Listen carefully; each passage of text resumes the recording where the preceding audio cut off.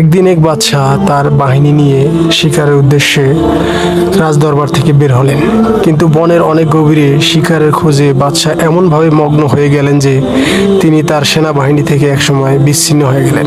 হঠাৎ তার সামনে পড়ে গেল এক শীর্ণকায় চিন্তাগ্রস্ত যুবক। তিনি তাকে দেখে থমকে দাঁড়ালেন। দেখলেন যে যুবকটি তার হাতে কিছু মানুষের হাড়গোড় নিয়ে আপন মনে নাড়াচাড়া করছে। এ দৃশ্য দেখে তিনি তার শিকারের কথা একেবারে ভুলে গেলেন। তিনি আশ্চর্য হয়ে ওই যুবককে জিজ্ঞেস করলেন, আপনার এই অবস্থা কিভাবে হলো, আর আপনি এই জনমানবহীন বিজন বনে একাকী বসে কি করছেন? উত্তরে ওই যুবক বাদশাহকে এক দীর্ঘ কাহিনী শোনালেন। তার সংক্ষেপ হলো, আমার সামনে রয়েছে এক দীর্ঘ সফর, রাত ও দিনের বেশে। দুটি পাহারাদার সার্বক্ষণিক আমার পিছু লেগে রয়েছে আর আমাকে ভীত সন্ত্রস্ত করে সামনের দিকে দৌড়াচ্ছে। অর্থাৎ যে দিন ও রাত অতিবাহিত হচ্ছে তা আমাকে মৃত্যুর অতি নিকটে পৌঁছে দিচ্ছে। আরও রয়েছে বিভীষিকাময় কষ্টে ভরা বিপদ সংকুলান সংকীর্ণ কবর। পচে গলে যাওয়ার জন্য আমাকে অতি সত্বর ওই কবরে ঢেলে দেওয়া হবে। হায় হায়, সেখানে জায়গার হবে সংকীর্ণতা আর হবে অসীম পেরেশানি।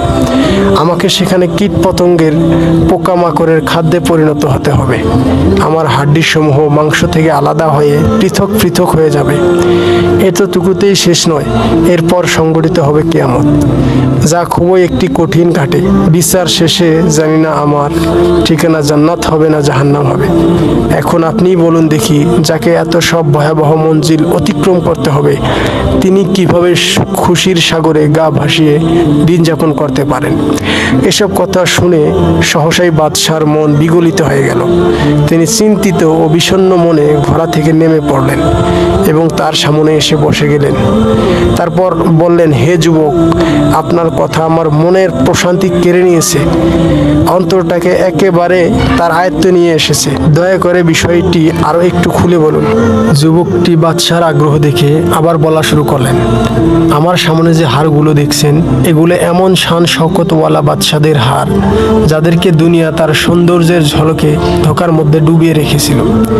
এসব লোক জনগণের উপর শাসন চালাতো, কিন্তু অলসতা তাদের উপর বাদশাহী করল। এরা পরকাল সম্পর্কে সম্পূর্ণ বেখবর হয়ে পড়েছিলেন।